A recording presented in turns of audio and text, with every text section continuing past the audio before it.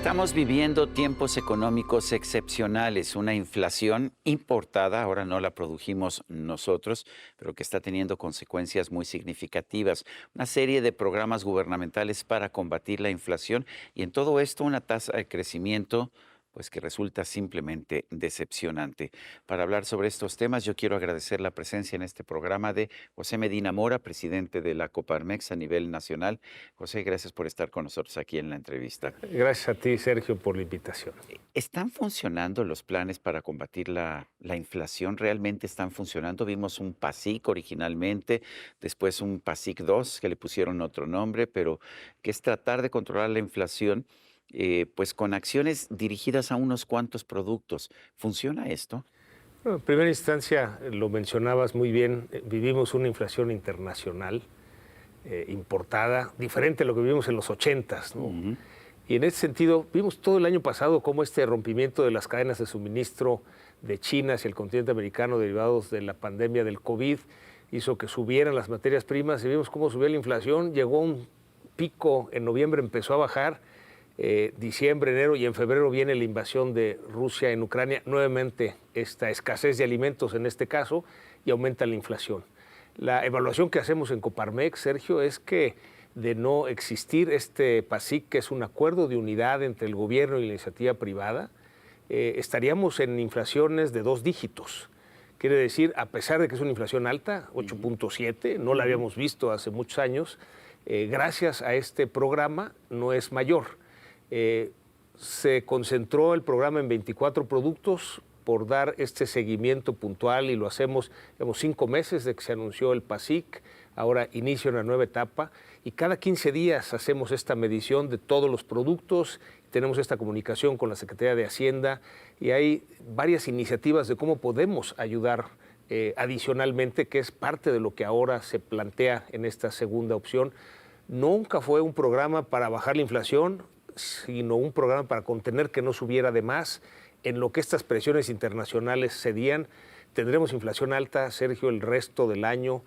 Está llegando a un tope, bajará el próximo año, pero muy lentamente. La expectativa es que será hasta el 2024 que se logre llegar hacia finales a la meta del Banco de México, que es 3 más o menos 1%.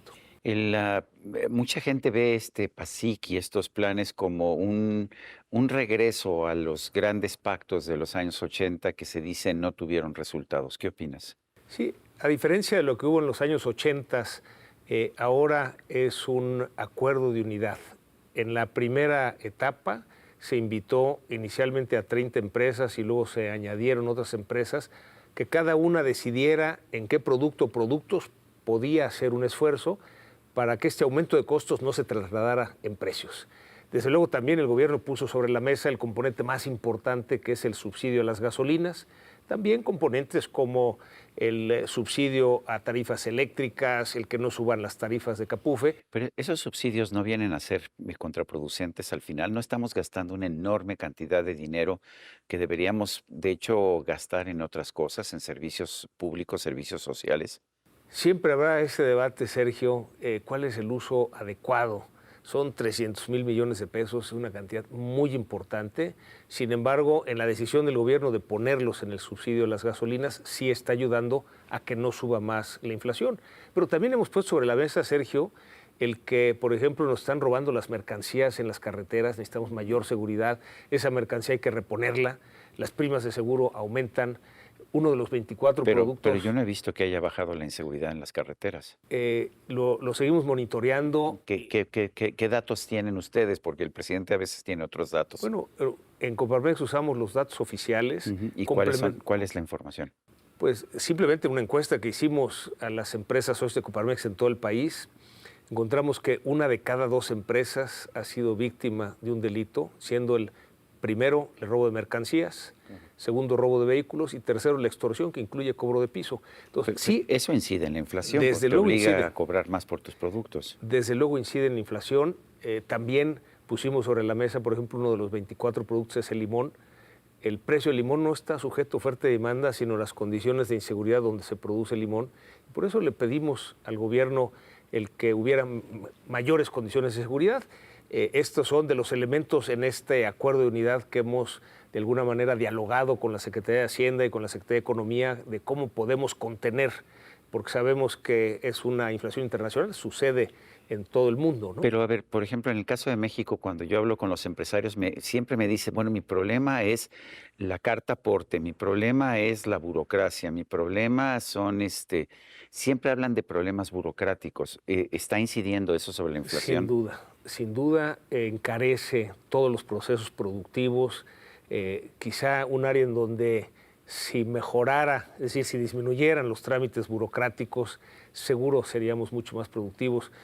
Tenemos una productividad de solo el 30% del promedio de los países de la OCDE y en buena medida tiene que ver con los trámites burocráticos, con las regulaciones que son nuevas. Cada semana aparecen nuevas regulaciones. ¿No es absurdo, por ejemplo, que si quieres darte de alta en el SAT para pagar impuestos, no haya citas y no te puedas registrar y no puedas pagar impuestos o no puedas empezar una actividad económica? Es absurdo y desde luego ese es el principal reto del nuevo jefe del SAT, siempre dar citas, o sea, empresas que quieren darse de alta, citas que tienes para pagar tus impuestos, no se puede operar de esa manera, se tiene que agilizar y desde luego durante la pandemia pues se entiende que esto fue mucho más lento, Ya pero pasó ya la pandemia y no vemos que mejore la situación, de hecho vemos corrupción. Eso es cualquiera que está buscando una cita en el SAT te dice, me piden 3,000, 5,000, 10,000 pesos por darme la cita. sí, y ahí la invitación a todo el mundo es a denunciar. Hemos hecho denuncias al SAT y han tomado medidas de correr a Pero gente si que se el dedica. empresario lo que quiere es la cita y lo que quiere es empezar a pagar impuestos, porque si no, no puede facturar. Desde luego es una situación difícil, pero no podemos tolerar hacerlo a través de la corrupción y por eso es importante denunciarla y desde luego exigirle al SAT el que abra más estas citas. Cuando el presidente era candidato y cuando era presidente electo, prometió que iba a hacer una reforma en el sistema de recaudación, en el sistema tributario, que iba a tenerle fe a los contribuyentes, que sabía que la mayoría de los contribuyentes actuaban de buena fe, que se reservaba el derecho de revisar, pero que ya no quería todos estos trámites que volvían difícil pagar impuestos. Y sin embargo hemos visto lo contrario, hemos visto que se entorpece cada vez más el pago. Una reunión con el presidente le planteamos que en Japón una empresa tarda 3 días Así es. para darse de alta. En México 3 meses si te va bien, si consigues cita del SAT. Y antes estábamos bien, según el Doing Business, llegamos a reducir el tiempo a una semana, pero ahora con estos nuevos trámites se ha vuelto imposible. Sí, pero empezamos a ver en algunos municipios esta situación de confianza en el contribuyente. Te das de alta y luego tienes un mes para entregar los documentos. Municipios como Zapopan, como Guadalajara está sucediendo. Es lo que debiera favorecer el gobierno. Bueno, el gobierno debería dejarnos pagar impuestos por lo pronto y después revisar si se están pagando bien los impuestos en caso necesario. Sí, en aquella ocasión el presidente dijo, vamos a trabajar para disminuir los trámites, las regulaciones. Parece que les dijo lo contrario. Tenemos un reporte semanal en Coparmex que se llama Alerta Regulatoria. Hay de 15 a 20 nuevas regulaciones por semana. Esto es algo que nos hace cada día más improductivos, vamos en el sentido contrario. Desde luego hay que quitar estas regulaciones, hay que disminuirlas. Estamos viendo una tasa de crecimiento pequeña, de hecho, según algunos, por debajo del crecimiento demográfico, y hay quien dice que no vamos a recuperar el nivel que teníamos al final del sexenio anterior, sino hasta 24, 25, incluso al 26.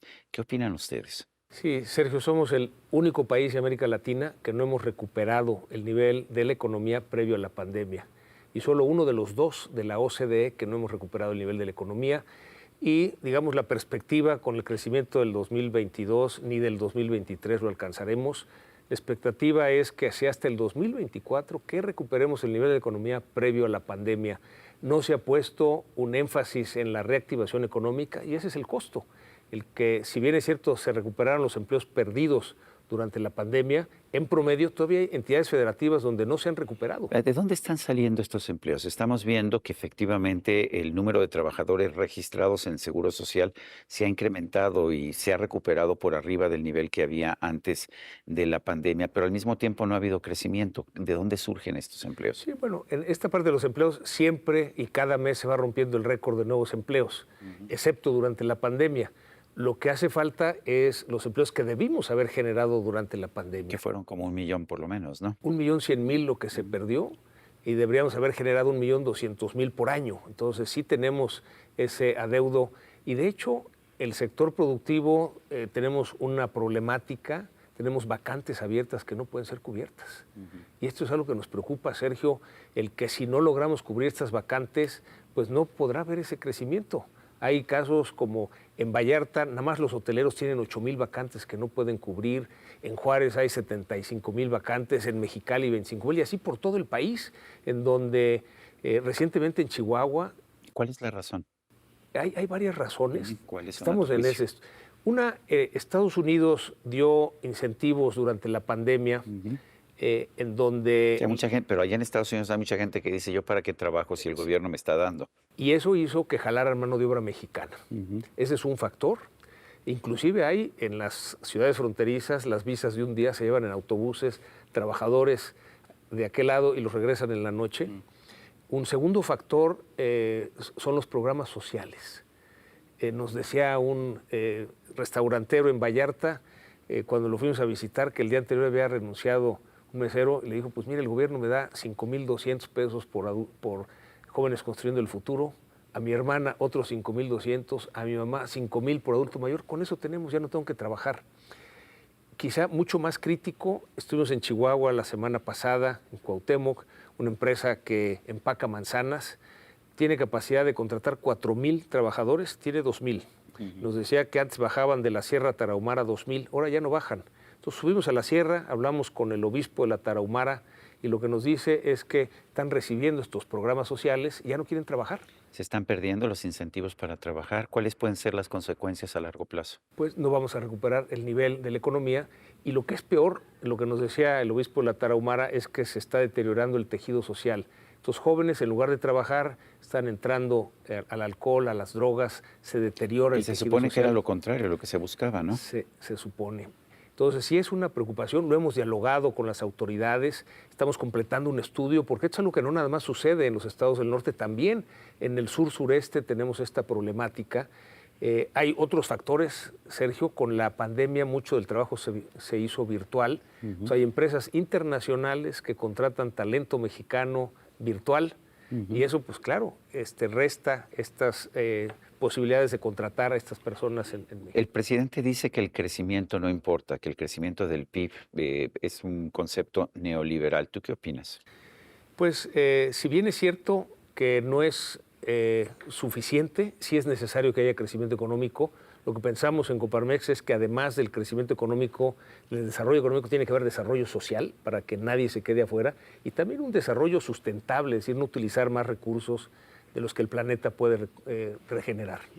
José, tú has encabezado una Coparmex que muchos me dicen es que es muy moderada en comparación con otros líderes de la Coparmex en el pasado. ¿Ha cambiado la Coparmex? ¿Es tu forma de ser? ¿O cómo definirías tu liderazgo dentro de la Coparmex? El Consejo Nacional de Coparmex, que me honro en presidir, ha determinado que lo importante es obtener resultados y para esto la apuesta es el diálogo. O sea, no pelearse con el gobierno necesariamente. A pesar de que tengamos posturas diferentes, podemos dialogar y, por ejemplo, recordarás esta iniciativa el año pasado de prohibir todo tipo de subcontratación. Le pedimos diálogo al presidente, nos dio la oportunidad, durante 3 meses dialogamos y llegamos a un buen acuerdo. Hoy. Sí, es un buen acuerdo porque cuando hablo con los empresarios me dicen que lo que aumentó fue la burocracia. ¿No? En cuanto a la subcontratación, logramos que se mantuviera la subcontratación especializada, la subcontratación de servicios compartidos y claro, lo calificamos como buen acuerdo porque las 3 partes ganamos. También los trabajadores ganan. Tenían antes en promedio 22 días de PTU, ahora tienen 57 en promedio. El gobierno también gana porque estando regulado puede sancionar a quien no cumpla la ley. Recuerdo que cuando le dije al presidente en abril del año pasado, tenemos ya un acuerdo y es un buen acuerdo. No es un acuerdo perfecto, Él me dijo, así son los acuerdos políticos. No es lo deseable, sino lo posible. Y esa es la apuesta que hacemos, con el diálogo llegar a buenos acuerdos, de tal manera que pues, podamos tener ese mejor México que todos queremos. José Medina Mora, presidente nacional de Coparmex, la Confederación Patronal de la República Mexicana, gracias por esta conversación. Muchas gracias, Sergio. Y a usted, amigo, que al vernos y escucharnos hace posible este programa, se lo agradezco también. Esto es todo por hoy, pero no se lo olvide. Nos vemos la próxima.